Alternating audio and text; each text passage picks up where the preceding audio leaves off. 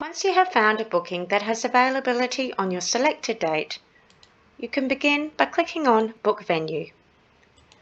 Please choose a booking name that clearly depicts the nature of your event. Place in the expected numbers and the purpose, and ensure that your name is written in the customer section. You will need to click the area you wish to book and the time for your booking. As you can see, if we were to start the booking at 10 o'clock, there is a clash. By moving our booking to 11:30 ensures that we are not booking over a booking that has already been placed. Click on Checkout. You can see your booking is now at a temporary status. Please ensure all details are correct, including the date and the time.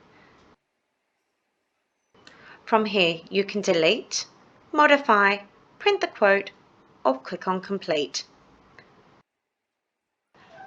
You will need to read and accept the terms and conditions before continuing. Your tentative booking has now been placed. You will need to wait for one of the community facility staff to confirm your booking. When your booking is confirmed, you will receive an email.